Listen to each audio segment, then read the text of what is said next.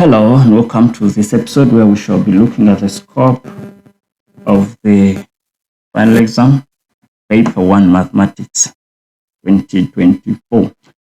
Okay, so we know that we have a few topics in Paper 1 and we just want to explore and try to go in detail and throw some more light onto those topics before the examination. So I'll use this examination guideline to show us what's happening. So under the topics that we can expect in Paper 1, we have patterns and sequences, finance, growth and K, functions and graphs, algebra, equations, inequalities, the calculus, as well as the probability. So the paper is just 3 hours and the mark allocation is 150. Okay, so when we look at the detailed breakdown, is that algebra, which is normally the first question, equations and inequalities will account for 25 marks, plus minus 5. Yeah? The number patterns, the sequences, the series will also account for 25 plus minus. Functions and graphs, 35 plus minus. The finance, just low marks, 15 plus minus. Calculus is a 35, as well as accounting principles is a 35. So now, if we are able to capitalize on the functions, as well as the calculus, okay? And then when we look at the algebra, we also try to make sense out of it, as well as the number patterns, then we have a good chance of getting something reasonable. Okay, at least a 90 out of 150 or 120 out of 150, something reasonable. Okay, so we need to go down and look at what exactly we expect under the algebra, equations and inequalities. So under the algebra, 1, expect questions that have to do with solve for x. Okay. In most cases, we're going to be dealing with quadratic equations and quadratic expressions. How do you solve this? We can use our factors. Okay, we can use the quadratic formula. Remember, we do not encourage people to go over completing squares. We don't examine that. Okay, because the quadratic formula comes from the completing of squares. And then we have our inequalities. The inequalities under the context of functions. We shall go into detail with that. And then we also have what we call the simultaneous equations. Okay, simultaneous equations, we need to go over that as well. And then some bit of exponents here and there. We also have the surds. Okay, equations that have square roots and so on and so forth. How do we go about that? And then lastly, we have what we call the nature of roots. So basically, that's what we always look at under that first question for 25 plus minus. Okay. So then, can we look at just some sample questions on how to go about this? So we have this as our sample question booklet. Okay, question number 1, they're asking us to solve for x. Okay, for roundabout, that is 6 plus 5, that's 11 marks, just solving for x. So now, key indicators. When they give you this, which they always will, tell you that correct 2 decimal places. Please and please, straight away, this is an indicator that we're going to need the quadratic formula. Quadratic formula can be obtained right from the formula page, which is somewhere here. Okay, so this is the quadratic formula. All you need to know is identify what is our A, what is our B, and then what is our C. So in this case, A is a 3, B is a 10, and then C is a 6. But the coefficient of x squared is the A. Coefficient of x is 10, and then the constant will always be 6. Substitute this into the formula. So negative B plus minus square root of B squared minus 4AC over 2A. Please and please, correct application, correct substitution will play a big role in answering this particular question.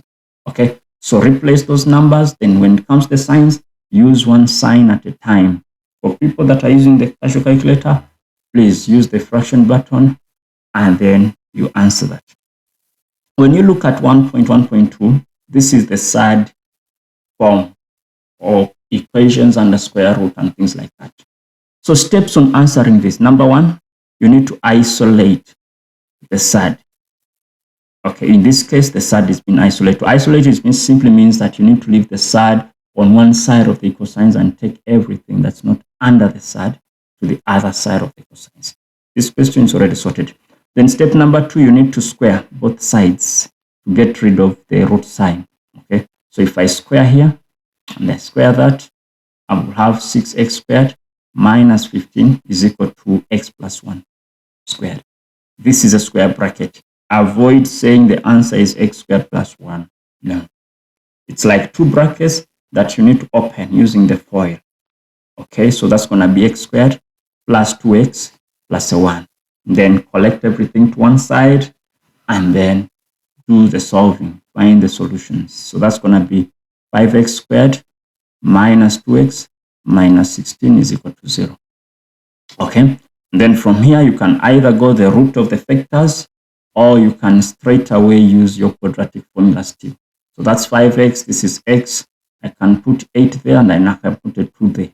Which signs am I going to use? Plus, minus. If I use a minus here and the plus, that's going to be 10x negative plus 8 perfect. So which means I'm going to have negative 8 over 5 as my solution or x as a positive 2. So then after solving for this, after getting your solutions, the third step has to be testing.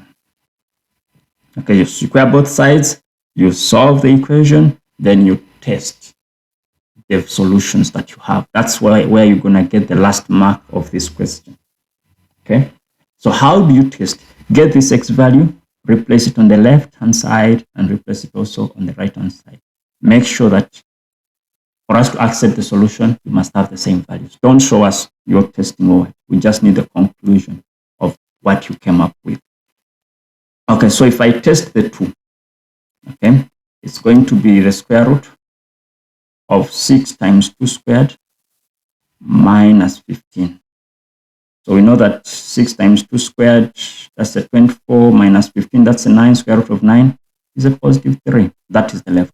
With the right-hand side, I'll have 2 plus 1, which also gives me a 3. So positive 3, which means this solution is acceptable. Let's look at the second one, negative 8 over 5. So if I do that, it's going to be 6 times negative 8 over 5 squared minus 15. Okay, 6 times negative 8 over 5, that's going to be 64 over 25. Is that true? Okay, and then I subtract 15, I get 9 over 25. And then under the square root, I'm going to get 3 over 5. Okay, getting a positive square root, I'm going to use just a positive answer, not the negative. And then if I do that on the other side, I have negative 8 over 5 plus 1. It's going to give me negative 3 over 5. So the two solutions are not the same. So I'm going to cancel out this solution and just say x is not equal to that, or I can just say not applicable. So that's the last part. Then 1.1.3. That's for the inequalities that we need to analyze in the context of functions. We know that x squared plus 2x minus 24 is a quadratic, which is more like a parabola. Since the a is positive, which means this is a smiling parabola. Okay? Now, if it's a smiling parabola, how do we represent the solutions? Because that's the main problem that candidates face. Because learners can get the solutions or the critical values, but then how do you represent them? So for as long as the parabola is a smile, we're going to get, and then our inequality symbol here is greater than. So which means x has to be greater or equal to the bigger value or the root. And then x must be less or equal to the smaller value or the smaller root in that case. That is if a is greater than 0 and the inequality are greater or equal to. If a is greater than 0 and then the inequalities were less or equal to, then we were going to simply focus on the solutions in between. Okay, so the smaller value is less or equal to the x, less or equal to the bigger value. So this is how the solutions will be represented. Okay, and so the same applies to if it's a negative, then you have it somewhere there and then. So just play around with it. What I would advise, just aim at making a to be positive. Remember, when you divide through by a negative sign with inequalities, this symbol must change. So if I'm to solve this, I can use my factors straight away. That's going to be x plus 6 and maybe x minus 4 is greater or equal to 0. So my critical values are going to be negative 6 and then a positive 4. So to represent this, I'll say x is less or equal to negative 6 or x is greater or equal to 4. So you get a mark for probably factorizing the critical values and then the correct representation of the solutions. So this is just one approach. Some people prefer drawing the parabolas with number line and all of that, which is perfectly well accepted. Okay, let's look at 1.2 simultaneous equations that are telling us to solve for x and y. Under this question, pay attention to the two equations that will be given. One will be a quadratic, whereby the highest degree is going to be a 2. And then the other, in most cases, is a linear equation, or it could be a parabola, where they tell you x times y is equal to a 3 or any number, or it's even 1. And then you have to make one of them the subject. So avoid making a variable the subject from the quadratic part. It's easier with a linear. So looking at this, y can easily be made the subject. So I'm going to say y, I have to move the 5x minus 5x. I'll call this my third equation or equation star. Get this equation, replace it into that one. Where there is y, just put that. So 3x squared minus 2x into 3 minus 5x is equal to 3 minus 5x squared minus 105. I'll open this up, 3x squared minus 6x plus a 10x squared. And I open this, it's going to be 9 minus 30x plus 25x squared minus 105. And then I need to create the standard equation or the standard form, whereby everything should be on one side. So I have 3 plus 10 is 13 minus 25 is going to give me negative 4x squared. Then this is negative 6, and then I'm going to add that. I'm going to have a positive 24x. And then 9, and this will give me negative 96. When I move it that side, it's going to be a positive 96 is equal to 0. I'll divide through by negative 12 or just 12 alone. So it's going to be x squared minus a 2x. And then minus, what's 96? It's going to be 8 is equal to 0. Okay. Then I can use my factors. So quadratic. So I would prefer factors because it would be quick here. So I'll use x4 and then x2. I'll say 2 is a plus 3. Okay, let's see.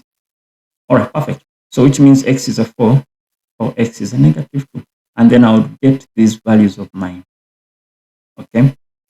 And then I'll just substitute them within the equation of my choice. And in most cases, the linear one or equation 3 that we created this time. So which means y is going to be 3 minus 5 times 4, which is negative 17. Okay. And then if I use 2, it's going to be 3 minus 5 times 2, which is negative 7. So this is a y is equal to negative 17 or y is equal to negative 7. So that's how you solve that simultaneous. Pay attention to how brackets are opened. Pay attention to how the signs are moving around, because that is a big deal. Then 1.3 is solve for p if this and this and that. So this is one question that was meant to be the first one. That is always the first one then, where they tell you solve for x and then they give you just a straight quadratic without any issues. So this should be a straightforward question since we know our quadratic formula and our factors. Okay, straightforward. We're going to say p minus maybe, because this is a 49, this is a 48. Wow, very far apart. So I'll say p minus 1 and then probably p plus a 49. Will it make sense? Now it's going to be the other way around. Let me switch the signs. Call this a plus and then change this to a minus. Okay, so minus 49 is equal to 0. So either P is going to be -1 or P is going to be a 49. So that is something that is a routine question. Okay, then the last one, they're telling us hence or otherwise. Hence or, let me even erase this for this question. When they say hence, it simply means from where we stopped. From where we stopped, can we solve X? Or from the previous question, from the previous step, from what we've obtained, or otherwise. So otherwise, you can use any other method besides the previous step. So what I can see is that this is a 7 to the that. So what I can see is that P is being replaced by 7 to the x. Okay, this is more like the K method or something of the sort. So what I'm going to do, I know that 7 to the x is being replaced by P. At least that's what I can notice. But I already have my P values as -1. So 7 to the x is a -1. Oh, it's not a 7, it's a -1. Hello, thank you. Or we can say 7 to the x is a 49. So in the history of exponents, we don't have anything like this. Any number to the exponent of something, and then we get a negative value. So automatically we're going to cross this out and we say we cannot get solutions from this. But then if we have 7 to the x is equal to 49, change the 49 into exponential form. So 7 to the x is equal to 7 squared, which means x must be a 2. So in this case, they brought us exponents and not the nature of roots. So with the nature of roots, just know that our focus is usually the discriminant, okay, which is the b squared minus 4ac. How this works out, you just need to remember. So that if it's greater than 0, then the roots are real. Okay. If it's the b squared is less than 0, the roots are unreal. Or sometimes we say imaginary. They don't exist. And then if the roots are equal, because that's one other thing that they always want, they tell you that the roots are equal. If they are equal to 0, then these roots will be the same. If the b squared minus 4ac is equal to 0, then the roots are equal. And then if this gives us a square number, you substitute your b, your a, and then your c, you get a square number, then the roots are going to be rational. So just pay attention to that. Times they will ask you for which values of p is this expression, or for which values of p are the roots rational. Just remember these aspects. So that is question number 1, the algebra part of it. Then question number 2, which is the number patterns or the sequences and series. Let's go back. Okay, so with the sequences and series, we need to remember a few things. Number 1, that the first difference of a quadratic will always be linear. Therefore, we need to remember the knowledge of the arithmetic patterns. Okay. Then 2, recursive patterns will not be examined. This is out, which is a thank God. And then links must be clearly established between the patterns that were done in the smaller grids. Okay, so just to throw more light, 1, we need to know how the quadratic pattern. Okay, that is the ax squared, the bx, plus the c. How do we obtain the a, the b, and the c? Then we also need to know the linear, the ones that we call arithmetic. The Tn is equal to an. But I don't want to write that format. It's a plus n minus 1 into d. Something like that. We need to know the geometric, which is the a, r, n minus 1. All these will be given to you on the formula page. Then we also need to remember the sums. How do you get the sum of an arithmetic It's n over 2 into a plus l, which can be broken down further. Then for a geometric, we know that it is a into 1 minus r to the n, or 1 minus r. So we just need to know how they work and how we can at least prove them.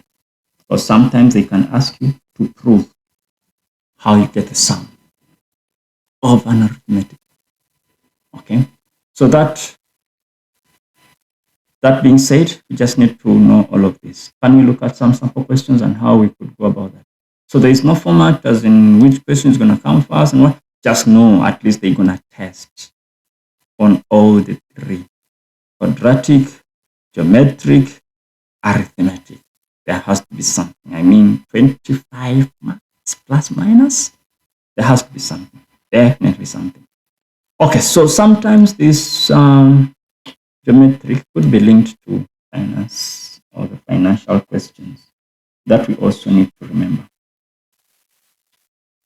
Okay, so let's see. So question number 2, they are telling us given the geometric. So in most cases, they will tell you what sort of sequence it is.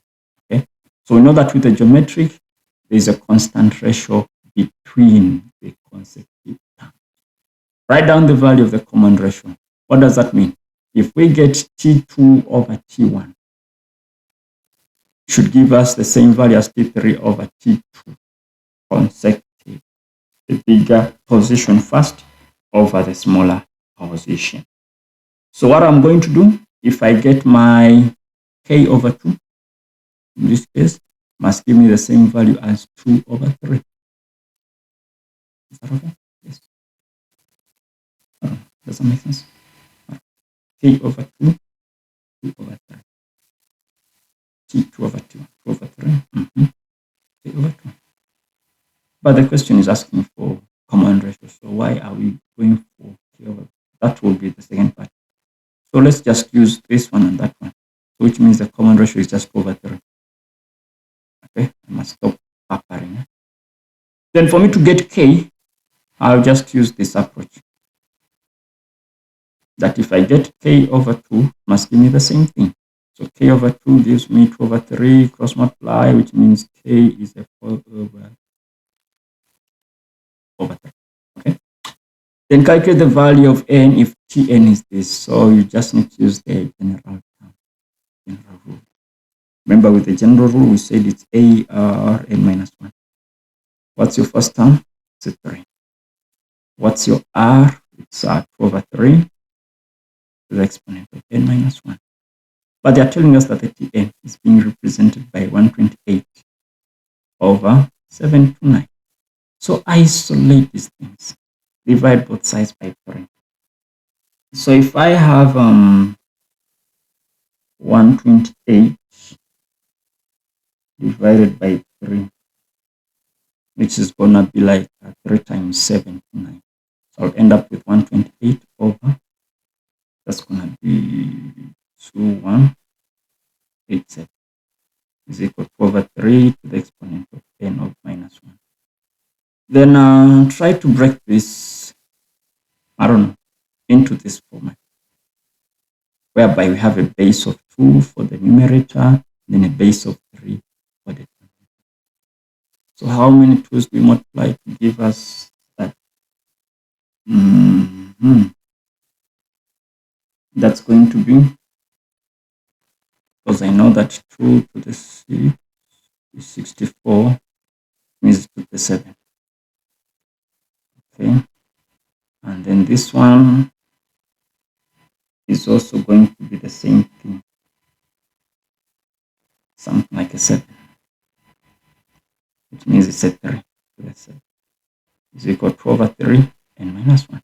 Then the bases are the same, drop them, keep the exponent. So 7 is equal to n minus 1. Then what is the n? It's 8. So in position number 8, we have this thing. All right, then 2.2, finance in number sequences. So mathematics competition, the top prize money for the finalists will be that much. Each finalist will receive a part of the prize money according to the position that they obtained. The table below shows how everything will be done. So in the last position, you take the smallest amount of money, and then so on and so on and so forth. Then calculate the prize money of the finalist that will finish 18.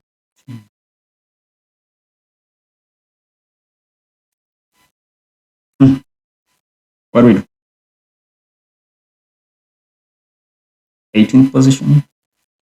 So they're asking for the 18. What sort of pattern is this? Let's see. What sort of pattern is this? Let's see. This is 100. And then 250. So to move from second last to that, there was a 150 deficit or shortage. Let me use that. And then what is 400 minus 150, which is 250. So which means there was also another deficit one. So which means it's arithmetic. So Tn is equal to A plus N minus 1 into D. Okay. Now, we want the finalist or the finishing 18th from the last. So if they say from the last, which means we're going to use the last as our first position, which means our A is 100 plus 18 minus 1 times the D, which is negative. So if it's a D, which means you're moving the other side, which means I'm going to use positive 150 since I'm moving in this position, this direction. So you add 150, add 150, add 150. It's like the first is 100, then you go on increasing. Okay, you do that and then you get the answer. Then for us to answer this last part of X, I think we might have to use the sum because they gave us the total that needs to be divided or shared. So if I apply the sign, remember it is still arithmetic. So Sn is n over 2 into 2a plus n minus 1 into d. We know that our d is going to be 150. Our a, let's stick to 100 still. But then how many people with it? Do we know them? No, we don't know. So we need to first look for n. So 3,500 is equal to n over 2 into 2 by 100 plus n minus 1 into 150. Okay, so multiply both sides by 2. You get the 61,000 is equal to 200n. When I open this up, I'm going to get 150n squared minus 150n. Create a quadratic out of this. So I have 150n squared plus 50n minus 61,000 is equal to 0. And then I try to solve for n from this. Okay. So I need to find two values. And of the two, definitely one is going to be unacceptable since I'm having a minus here as my product. So let me punch this into my machine. X squared plus 50 minus 61,000. Come on. Okay, so I'm getting two values. N is a negative 61 over 3 or n is a 20. Now remember, when you're talking about positions, we can never have a position that is a fraction. So we shall take this as our position. So which means we have 20 terms over. Okay. So I'm going to look for T20 from the original. So that's going to be 100 plus 20 minus 1. That's going to be 19 times 150. And then I'll end up with my amount. which should be derivative. Okay, guys, that's how 2.2 would be answered. Okay, questions? None. Then move on.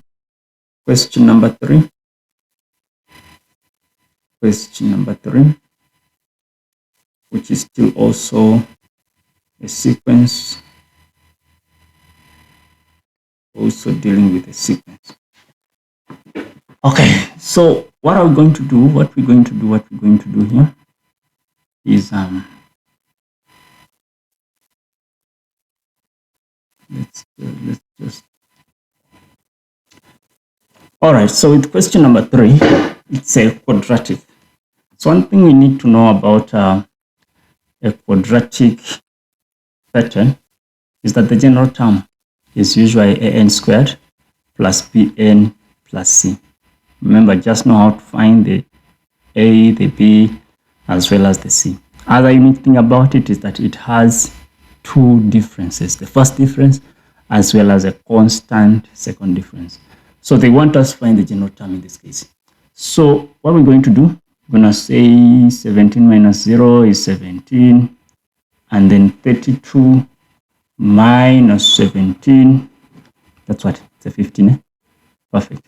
And then 17 and 15, that's going to be negative 2. Is that correct? Yes.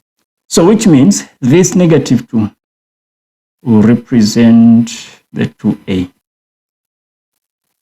Then divide both sides by 2, which means a is a negative 1.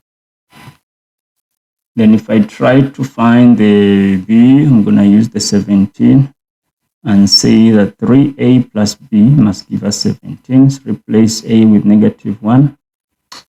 That is 3 times negative 1 plus a b, 17. Move the 3 that side. b becomes a 20. And then your a plus b plus c must be equal to the first term, which is a 0.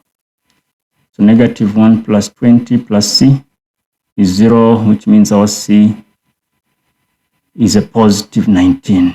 So which means the general term will be negative n squared plus 20n plus the 19. Okay, then 3.2, which terms in the quadratic sequence will have a value of this much? So what we do, okay, so which terms in the quadratic will have a value of 56? So all we need to do, replace the tn with the 56, and then we solve for the n. Okay, that is pretty doable. So negative n squared plus 20n plus a 19. You need to create the standard equation and then solve for your n. So if we get 2 answers that are positive, then we shall take both of them. If we get one positive and the other negative, then we need to discard one of the values. But let's see. When we subtract this, what's 56 minus 19? I'm getting is a 7. Does that make sense though?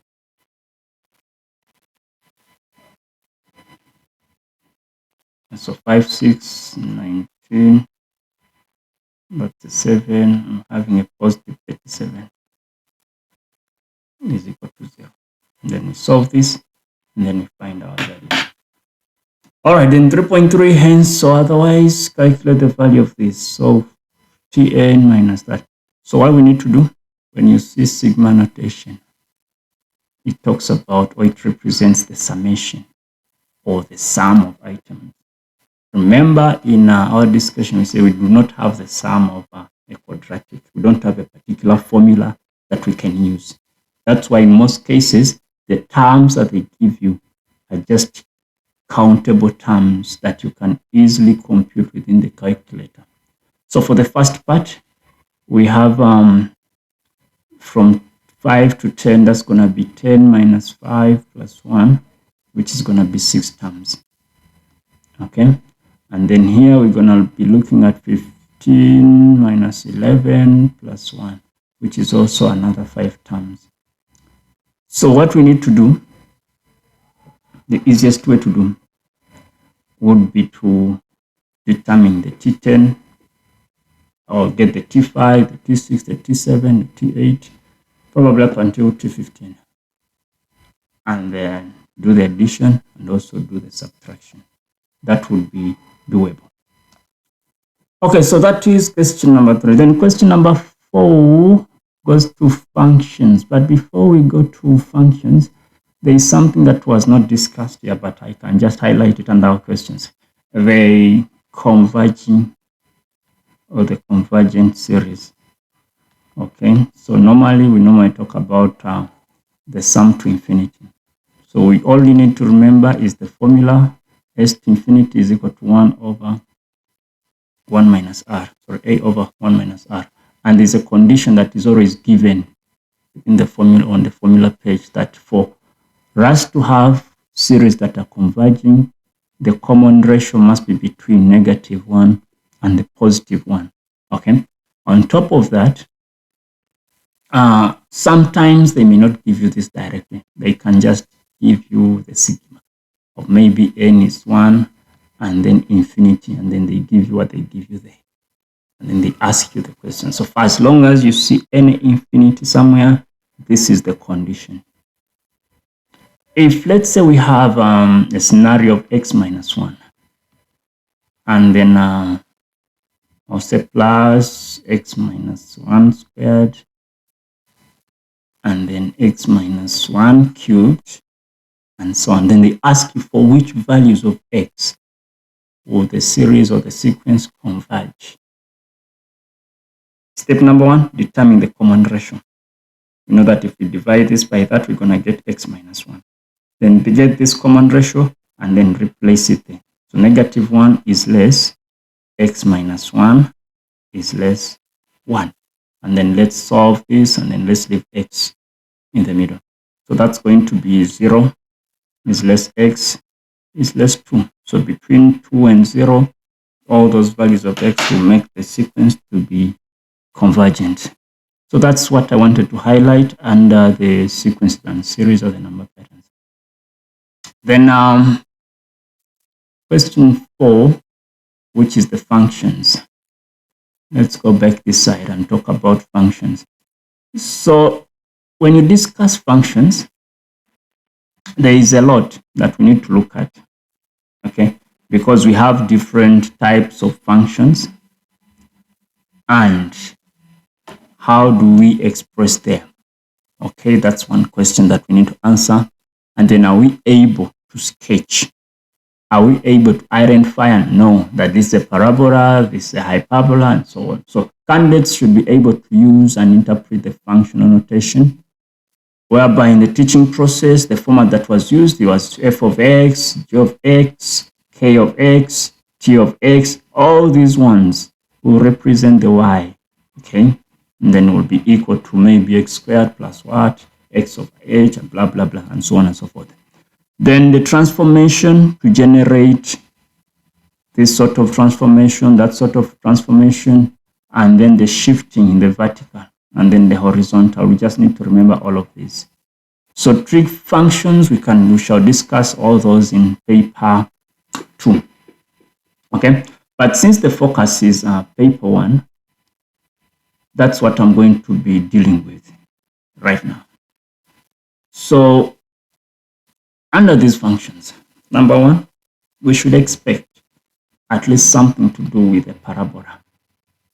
I don't know if under my scope we have a parabola somewhere. Perfect. I think I'll discuss more under the parabola. Then let me just focus on the hyperbola, since question 4 is talking about the hyperbola. So hyperbola has 2 formats, okay? This is the first format, where this represents the A, that can be a P, this can be a Q. So this A has an effect on where to find the arms, because with the hyperbola, there has to be 2 sections of the graphs, this arm and that arm. Or alternatively, we could have an arm here and then another arm somewhere there in between these dotted lines. So these dotted lines are what we call the asymptotes. Okay. Now, for us to have these highlighted lines that I've just drawn, the a has to be negative. In other words, it should be less than 0. If that is so, then the graphs are going to be in this format. So now, let's focus on what we have at hand. They're telling us the sketch below is this. The asymptotes of f and that have been drawn, the x-axis and the y, and all of that information. The graph intersects x-axis and the y-axis at C and B respectively. Then they want us to get the coordinates of A. So we need to find out what is A. We see that A is the point of intersection of the two asymptotes. Now this P, or this number down here, represents an asymptote. If ever there is no number and it's just maybe 6 over x plus maybe a 4, we're going to have a 0 there. Okay, so now this 4 will be translated here. Switch the sign. Since it's negative, it's going to be a positive. And then this 3 will represent the y value. Okay, so A is just 4 and 3, right from the asymptotes from the equation. Then they want the coordinates of B. What is B? Or where do we find B? B is found along the y-axis. Okay, and you know that along the y-axis, x will always be 0. Along the x-axis, y will always be 0. So if x is 0, just substitute there. It's going to be 6 over negative 4 plus a 3. 6 over negative 4 plus 3. What do we get? We get 1,5 or 3 over 2.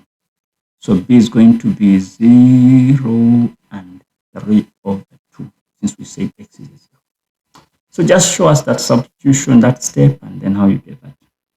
Then they want the coordinates of C. C is the x-intercept, where our y is 0. So f of x is going to be represented with a 0. So 0 is equal to, I have space down there, not that much. Okay, 0 is equal to 6 over x minus 4 plus a 3. Okay, so with this format, how do we solve that? Start by moving this 3 to that side before you cross multiply. So it's a negative 3 is equal to 6 over x minus 4. Then do your cross multiplication. You're going to have negative 3x plus 12 is equal to 6. When you move the 12 that side, negative 3x gives me negative 6, which means x is a 2. Okay, so that is going to be 2 and 0. So your answers should be logical enough. Okay, in other words, we can't expect to get a negative answer there when we are seeing that the point is on the right-hand side of the y-axis. And then 4.4, they're asking for the average gradient of f between B and C. Remember, we said 0 and then 3 over 2. This is 2 and 0. Do not be confused with the word average gradient. Okay? Remember, since it's a curve, we cannot call it just general gradient because the gradient of a curve will keep on changing. But since it is average, we're just taking like the mean gradient between those 2 points. So use the same formula. We're going to use the same formula of gradient, change in y over the change in x. Okay, so that's going to be 3 over 2 minus 0 over 0 minus 2. Okay, so that's going to be 1,5 divided by 2. Then I'm getting negative 3 over 4. That's my gradient, or my average gradient. Then determine the equation of a line of symmetry. Now, this is always a must whenever we have a hyperbola. Now, axis of symmetry of a hyperbola is given in 2 ways. It's x plus c if the gradient is positive, or it will be negative x plus c if the gradient is negative. Now, let's see. How do we obtain those? So, that line is just the line that will be drawn through the point of intersection of the asymptote, something like that. Now, the gradient is positive. Then we can have the negative one that is moving downwards in that sort of format. So we're saying this is y is equal to x plus c, or y is equal to negative x plus c. So what is needed is for us to obtain the value of c. For us to do that, we always use the point of intersection of the asymptotes.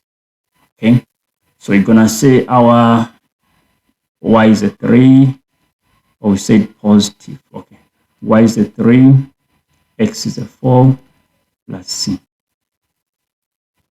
Move the 4 that side, so it means c is -1. So the equation becomes x minus 1. Just straightforward. Now, sometimes they will not tell you that the graph or the equation, the axis of symmetry, which has a positive or which has a negative. They will just use some few words. They can tell you the axis of symmetry that intersects with the graphs or with a graph. So between these two lines, we know that the one that is intersecting is the one with the positive gradient. This one. This other one is not intersecting. Or they can ask you line of symmetry that does not intersect or that does not meet the graph. Then we have to go for the negative gradient one. Okay, then question number 5, which is the parabola and the straight line. So this is a must in most cases, okay? It's always a parabola and a straight line, or parabola and any other type of graph. Okay.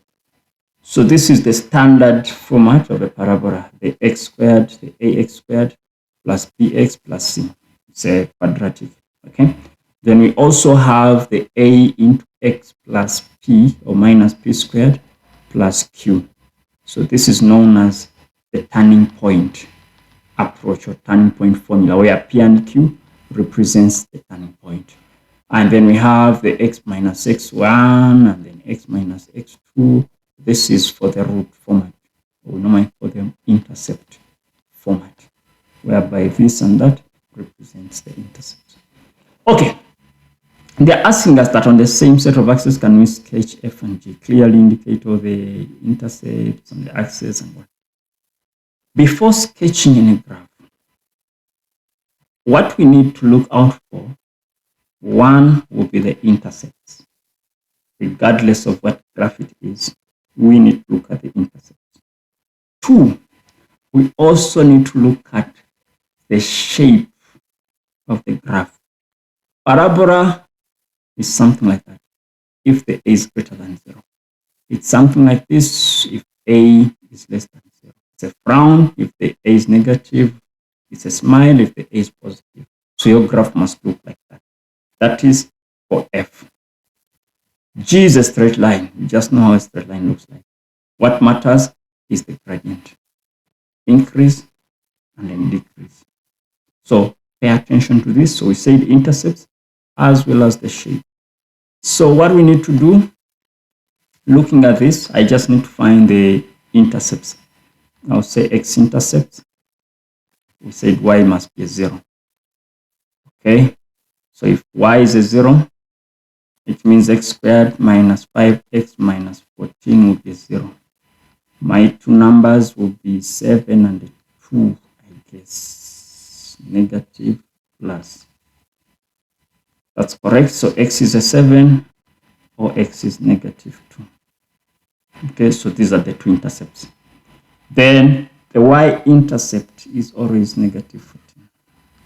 I'm not saying there is always going to be that, but the c value is always the y-intercept. It's negative 14 because x is a 0 everywhere. So this will be left out.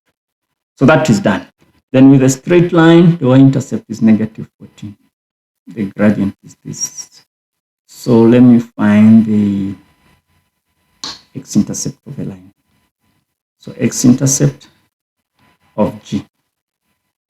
0 is equal to x minus 14. Move the 14 that side, which means x is a 7. Then all I need, remember, it's a sketch. So x and a 0. We have 7 and negative 2. So let me put my 7 there. And maybe my negative 2 is going to be there. Okay. And then we say this is a 7 and negative 14. So if I put a negative 14 there, then my graph is just going to be something like this, since it's a straight line. Just extend it at least for it to touch both axes. That's the point of interest. So we're going to call that P. And then with the parabola, we say the graph must touch this negative 14 as the y-intercept.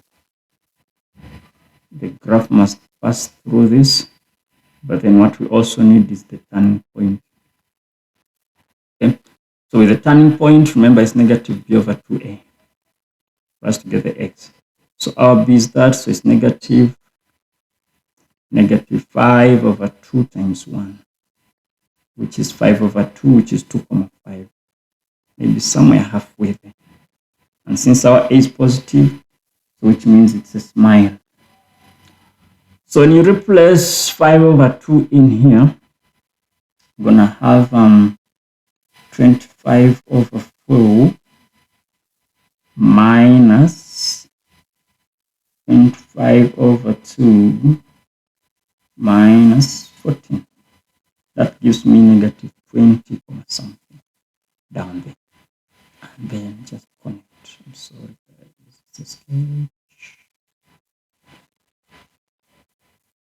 so something like that. You must pass through that point. So we're going to call that f. Done. So we say this is 5 over 2 and then negative 81 over 4 or 20 something. Okay, then determine the equation of the tangent at 5 over 2, because 1 over 2 is the same as 5 over 2, because 2 times 2 plus 1 is that. The tangent at this point.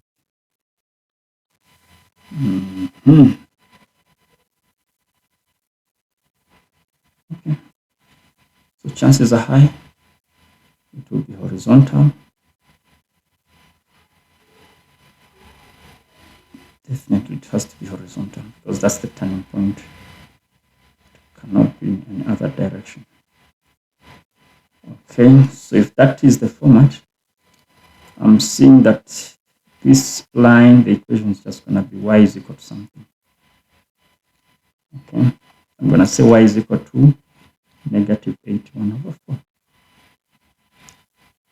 That's the only thing I can do. Because 5 over 2, yeah, did not give us any other information. No. Yeah, perfect. So y is negative 81 over 4. Then 5.3, determine the value or values of k for which f of x is a k. We'll have 2 unequal positive real roots. Now, what we can notice is that this k is going to be an influence. Okay, it's an influence on the shifting of this graph, because currently we have 1 negative and then 1 positive. But the question is asking for us to have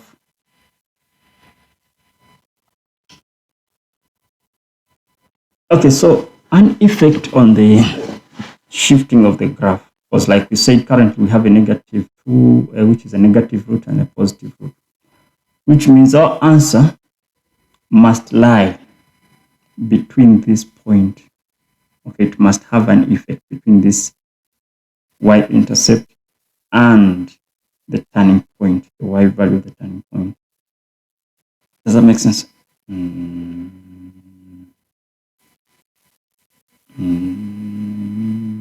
Probably.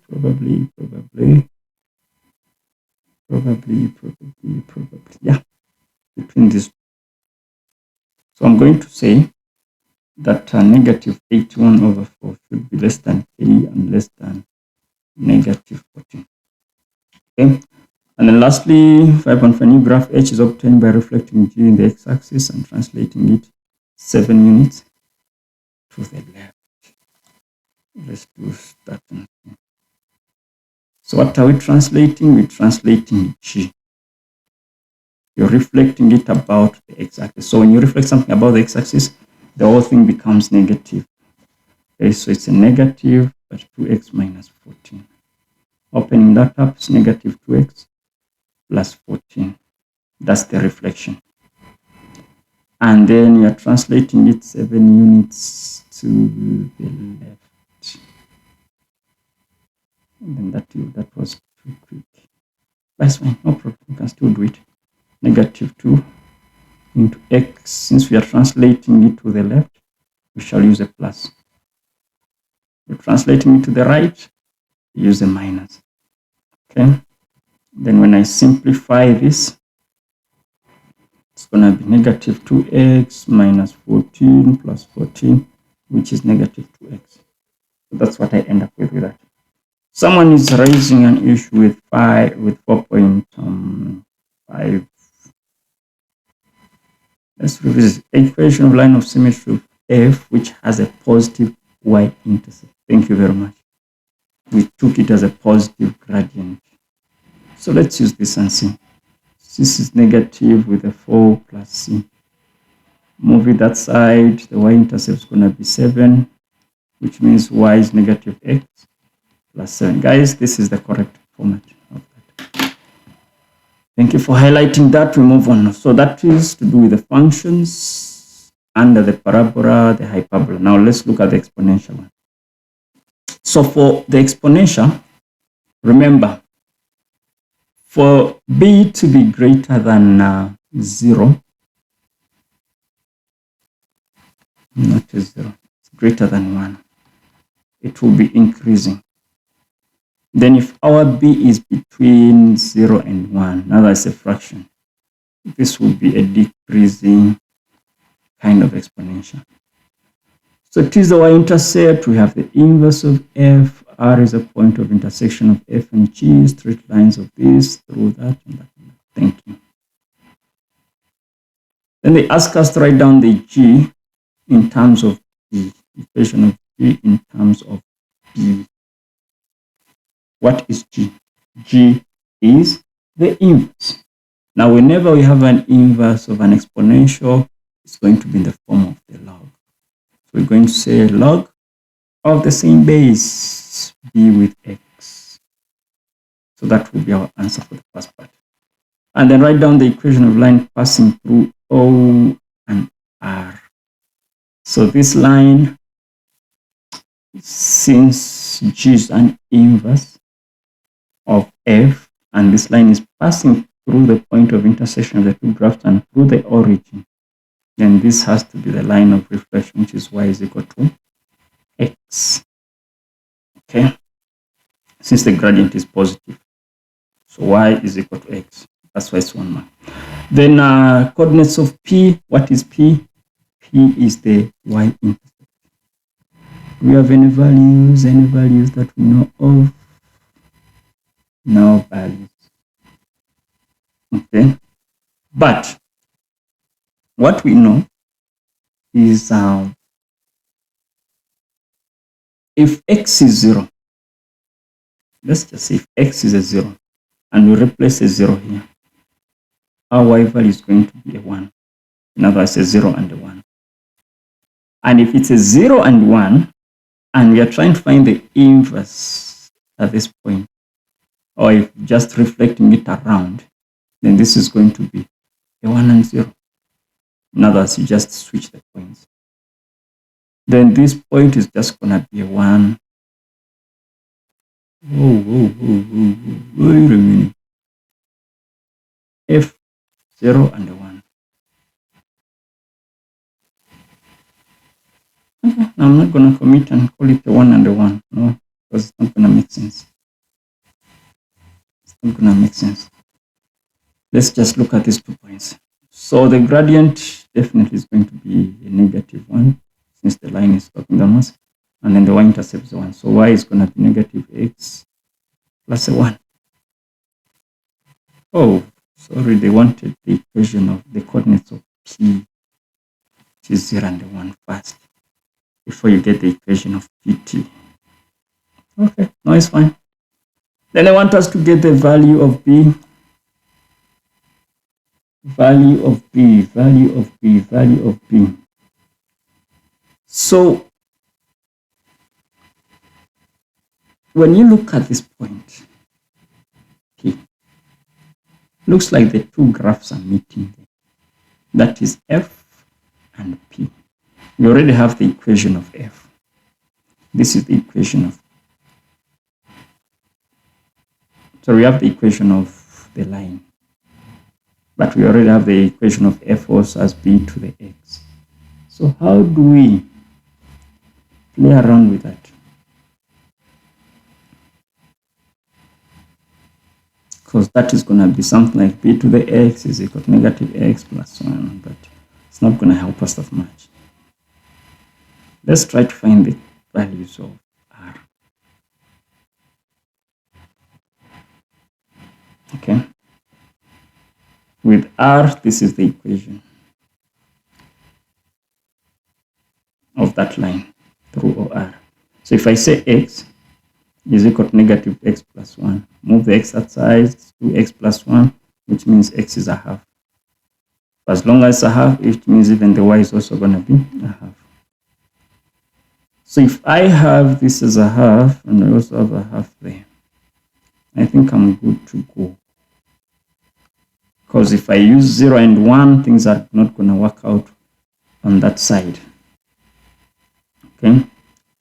So down here, I'll just say if my f of x is equal to b to the x, so that's a half, is equal to b to the exponent of a half. For me to get rid of this a half, I must square both sides. So which means b is a quarter. Okay, well, but why is it 5 marks? So for me, getting the half first will make a lot of sense. All right, we move on. So that is to do with exponential. Then the next question is the finance. With the finance, we just need to remember our present value formula, the P value, and then also the future value. So future value deals with investments, and then the present normally deals with loans. Okay. Now, issues to do with what we call it, sinking funds. That would be an investment, in as much as it's fund some sort of new equipment and stuff, it will fall under the future value. So these formulas are clearly highlighted on the formula page. F for future value, and then P for the present value. Then we need to also remember about the reducing balance. Reducing balance. So that is P.1 minus I to the exponent of n.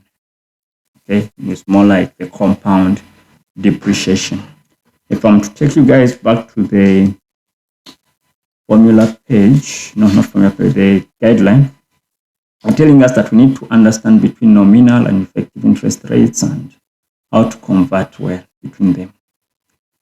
Then the different compounding periods of the monthly, quarterly, half-yearly, or even semi-annually. We need to know how it works with the I as well as with the period, the effect it causes. With the exception of calculating I, we need to know how to use FV and the PV. We need to know how to obtain all the remaining variables. Okay, how to get the N, we need the logs and so on and so forth. Pyramid schemes, we don't need these anymore. Okay, so if I'm to look at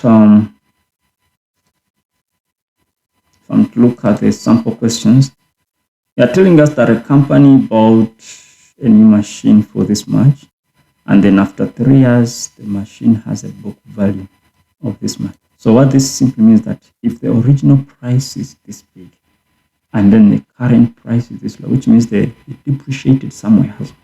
Calculate the yearly rate of depreciation if we are using the reducing balance. Okay, just tell you this. Then you just have to know the formula to use is this top one. So what are we looking for? The I. We have our A as a 331,527 is equal to 500,000 into 1 plus minus. Why am I using a plus now? Okay, so minus I to the exponent of how many years? 3 years. We don't have different compounding periods. So step number 1, divide both sides by the 500,000, and then we must get rid of this 3 using the cube roots. So I'm going to say the cube root of 331,527 over 500,000, I'll be left with 1 minus I. So we should be able to get just a smaller value, okay? And then when you subtract the 1, you must get a negative answer, and then the negative kills the negative. But remember to multiply your answer with 100 so that we end up with a percentage. Okay, then 7.2. Telling us that Musa takes a personal loan from a bank. So the keyword here is personal loan. This was the amount of the loan, and then the bank charges 24% per annum compounded monthly. How many months will it take Musa to repay the loan if the monthly installment is this much? So since this is a loan, we're going to use the present value.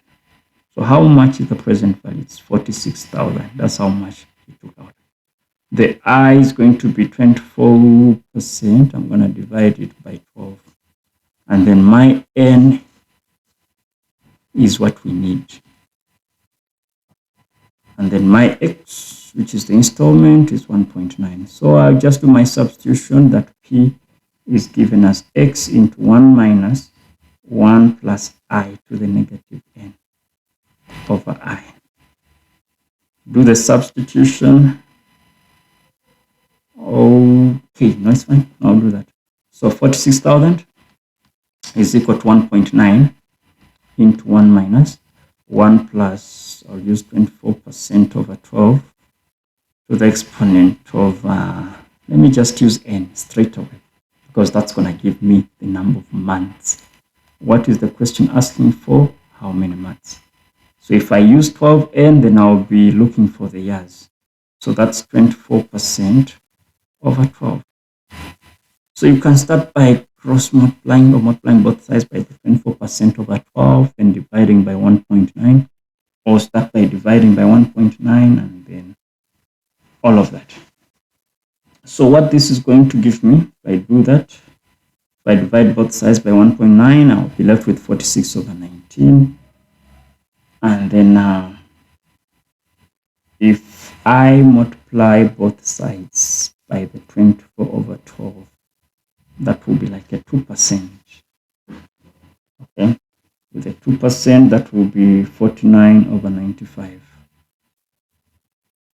Is that correct? No, not true. Let's do it. We said 46 over 19 multiplied by 24% over 12 must give us 1 minus 1 plus 24% over 12 to the exponent of, this was a negative n. I don't know why I'm using a positive. Okay, so we multiply this and play around, move the one this side, you're going to be left with a negative answer, or you can even switch them around. Move this answer that side, we move the bracket that side, so that we have just positive results. Okay, so 49 over 95 should give us 1 plus the 24% over 12 to the exponent of negative n. So in this case, we have to use logs. Apply the logs. So this is the base, this is the exponent. So we have to use the same base. So it's going to be 1 plus 24% over 12, put the 49 over 95, and then we get the negative answer. Okay. So the answer you're going to end up with is going to be negative, then you divide both sides by negative, and then you end up with your result. All right, so 7.3, this person set up an investment fund. Okay, exactly 3 months later, and every 3 months thereafter, he deposited this much in the fund.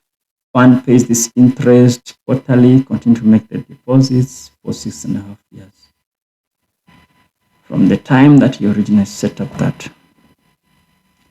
All right, so that's the first part of the information.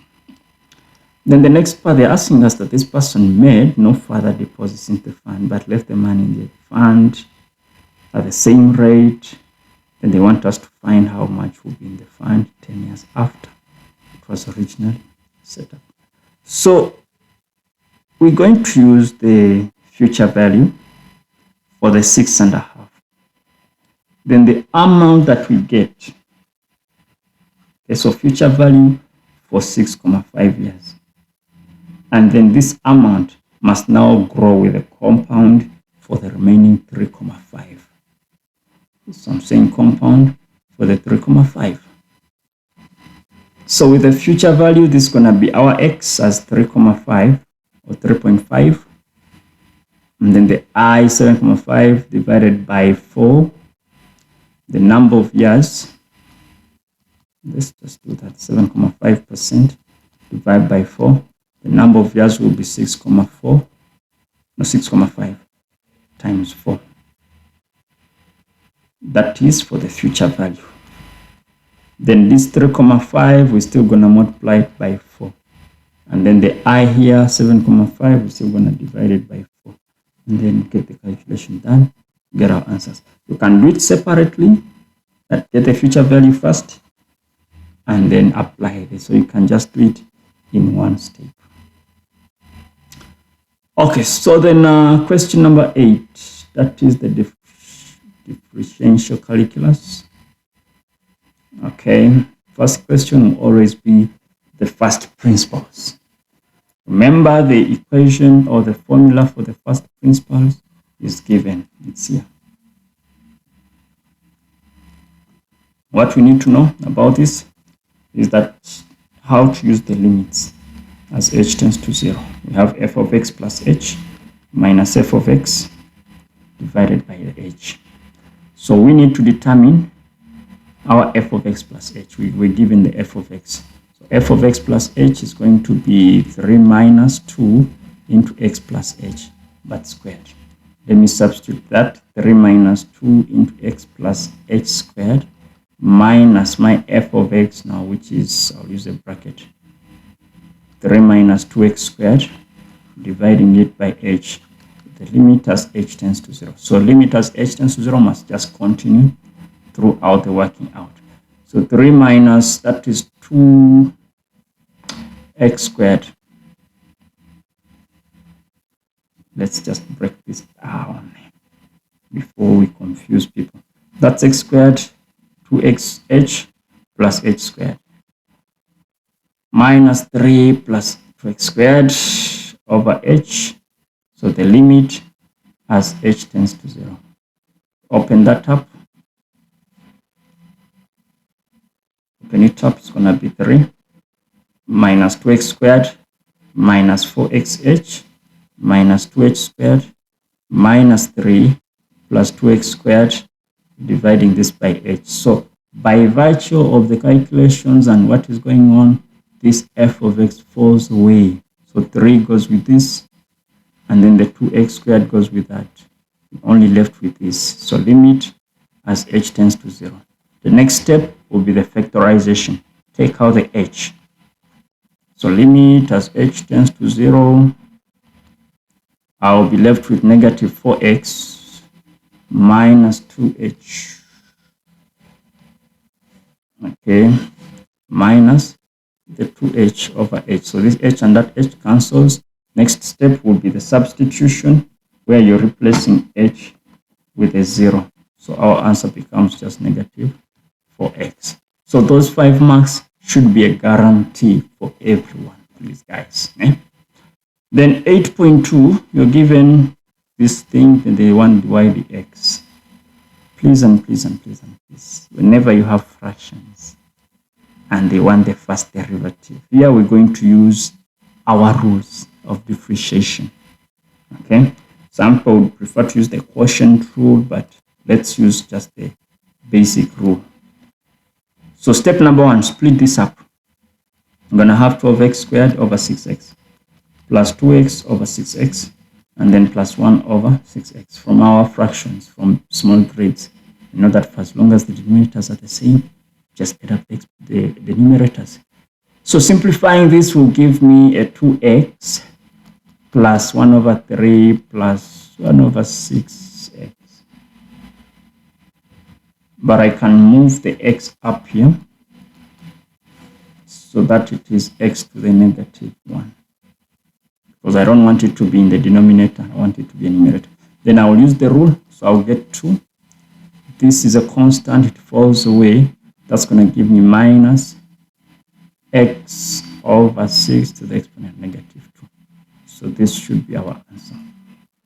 If as long as the question does not ask you to give the answer in positive exponents, you can leave it like this and then you're good to go.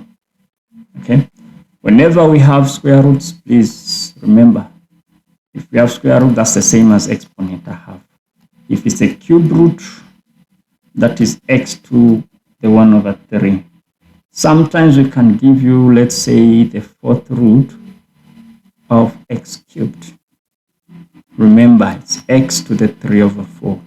Ensure that your x's have the rational exponents. Okay? And on top of that, let the bases be on top. Let them be numerators and not denominators. So switch around before you apply the rules. Now, on top of that, whenever they ask for the derivatives or the f prime of x, yes, they can ask for dy dx, or we can also use this capital dx of that. So it's just going to be the same thing. 8.3, they're telling us that the function x cubed plus bx squared plus x minus 4 has a point of inflection at 2 and 4. And we calculate the values of b and c. Now, a point of inflection is obtained after getting your second derivative. So there are two ways. Since we have how many unknowns? There are 3 unknowns. Are they 3? No, it's just 2. It's just b and c. So which means we can solve these things simultaneously. Step number 1 that I'll start with is, let's use the 2 and 4 the way they are here. If x is a 2 and the y is a 4, I'm going to say 4 is equal to, that is 2 cubed is 8, plus 2 squared is a 4b, plus a 2c minus a 4. Let me create some sort of an equation. This and this is a 4, which means it's going to be 4b plus 2c is equal to 0. Can make c the subject, which means c is twice b, but negative. If I move the 4 that side, it's going to be 2c is equal to negative 4b, divide both sides by 2, c is negative 2b. So I'll call this my equation if I want. Yes. Let's see, let's get the second derivative of this whole thing. So the first derivative is going to be 3x squared plus 2bx plus c. The 4 dies out. Then my second derivative is going to kill the c.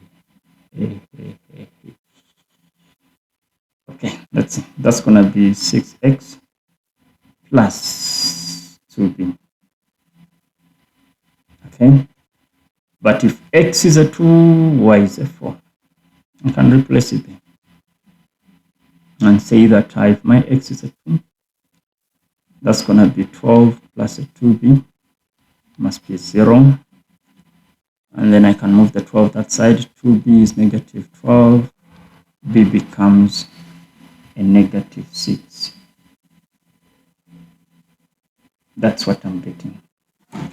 Then I'll get this negative 6 and then punch it there. So which means that c is going to be negative 2 times negative 6, which is a 12. Okay. 7 months. It's a bonus. Give away that one. Okay, question number 9. Question number 9 is the cubic function.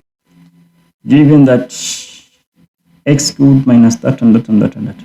Remember, for cubic functions, this is the shape. It's that, or it's that. So if a is greater than 0, start with a frown and then a smile. If a is negative, it's a smile and then a frown. Something special also about this is that it has 2 turning points. And we know that at the different turning points, the gradient will always be a 0. Question 9.1, write down the coordinates of the y-intercept. y-intercept is found on the y-axis. On the y-axis, x is always a 0. And then this constant comes the y-intercept. So that is that. Then 9.2, they want us to find the coordinates of the x-intercepts. Okay. For us to get the x-intercepts,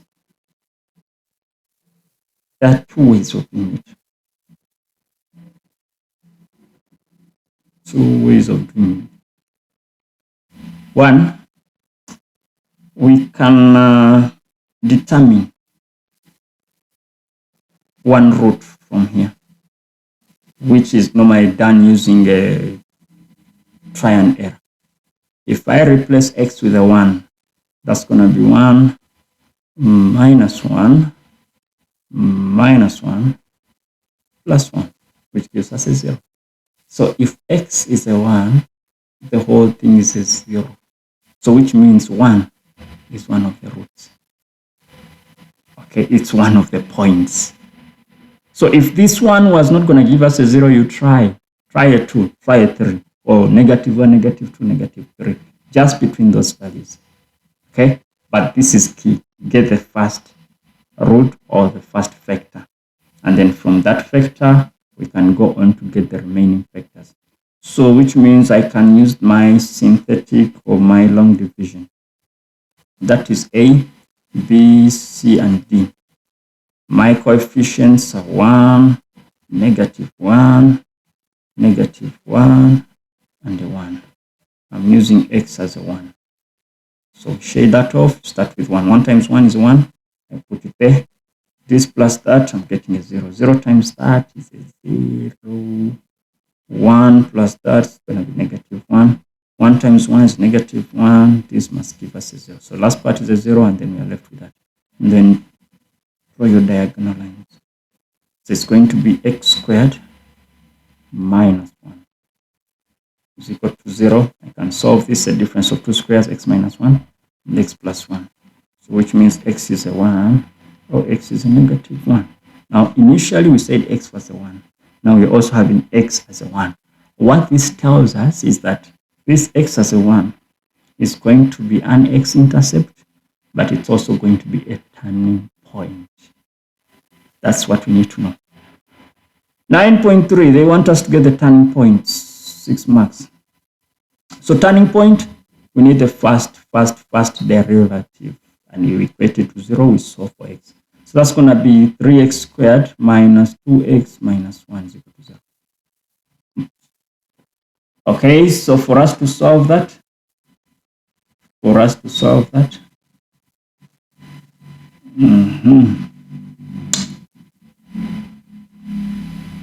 do we get?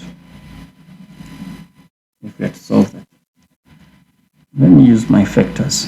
X is a 3x and x, 1 and 1.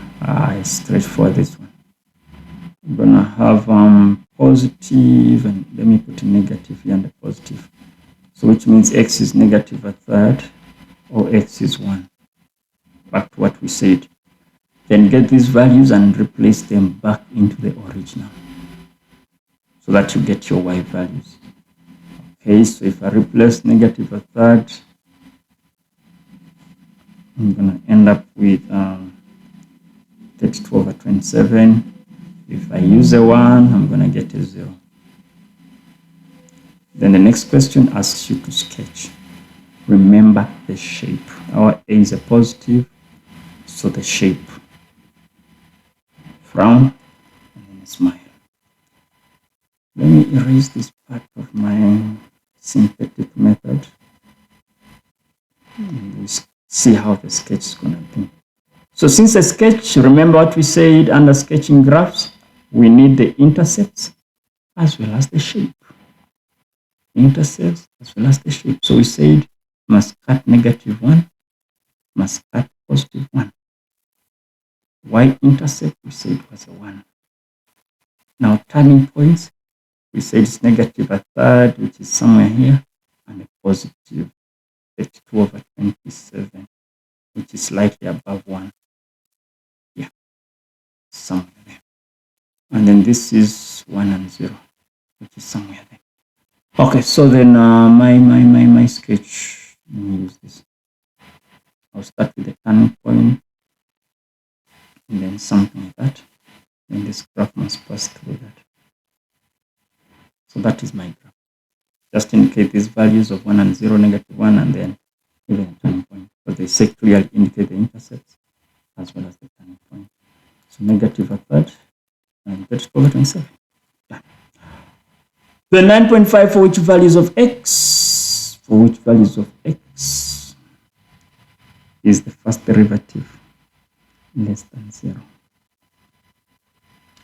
Now, when you talk about first derivative being less than 0, if this is -1/3, remember first derivative is the gradient less than 0. But then if I'm to plot the first derivative, this one, it's going to pass through this and that.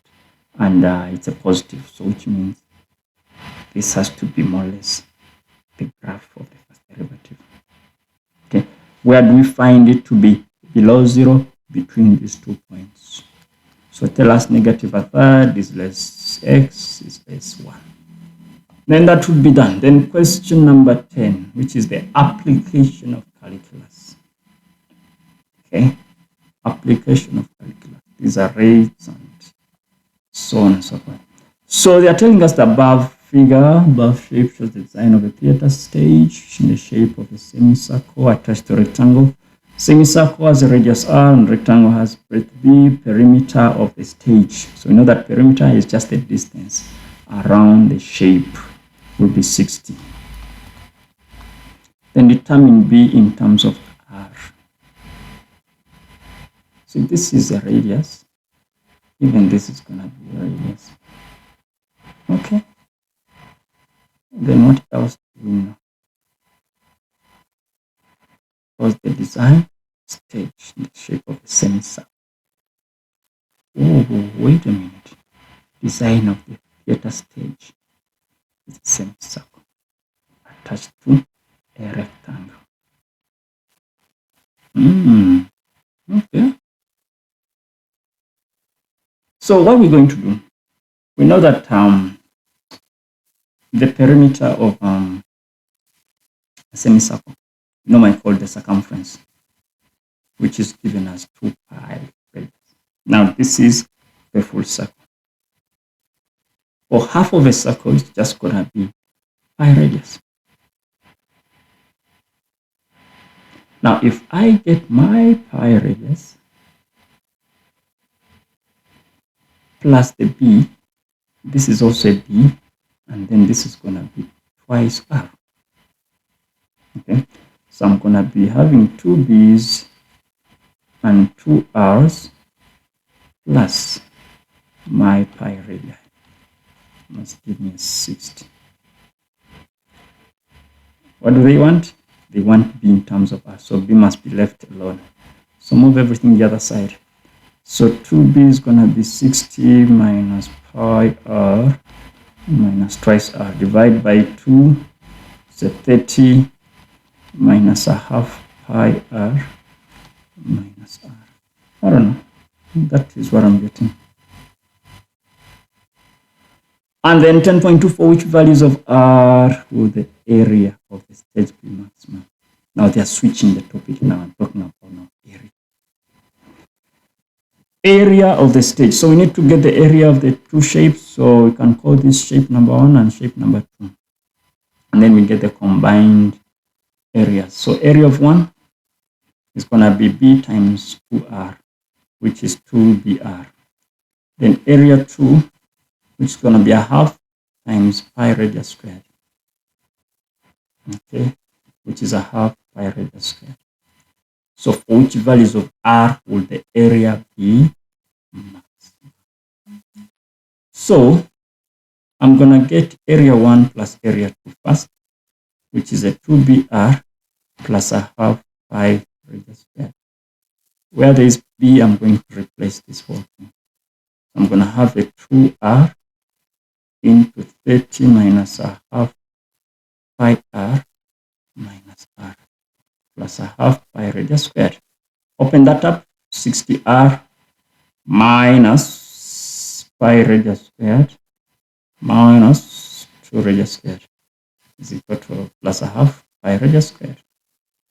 So this and this is going to give me negative of, okay.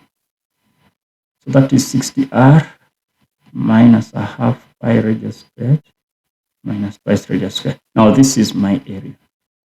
So the ADR, which values of r? So I need to differentiate and then equate the whole thing to 0.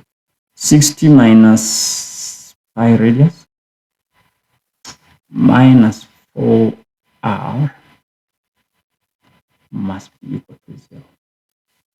So move everything that side. I'm going to have pi radius minus plus 4r is equal to 60. Radius is pi plus 4. 60. Divide both sides by pi plus 4. Divide both sides by pi plus 4. So 60 over pi plus 4 must give us the radius that we want. Question 11. The probability and the counting principles. Letters of the word equation are randomly used to form a new word consisting of 5 letters. Okay.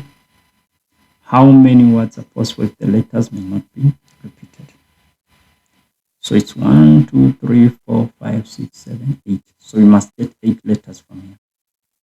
So it's going to be 8 times 7 times 6 times 5 times 4. I think that is it. This is what we're going to do and get your answer. Then 11.2, it's given that 2 events, A and B, are independent. Remember, if events are independent, the probability of A and B is going to be probability of A times probability of B. A is that, B is that, calculate A or B.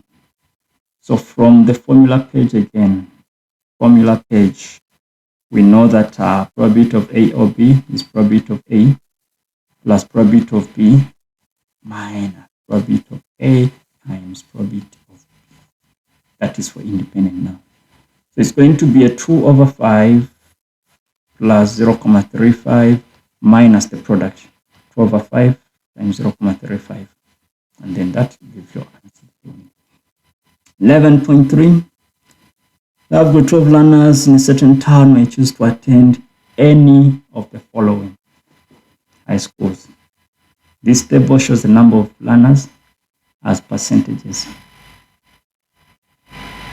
and their metric pass rate in that school, as all of that. So school A had 20 learners, but 20% of the learners attending, and the pass rate was 35. 30% of the learners were 65, 50% of the learners were at 90%.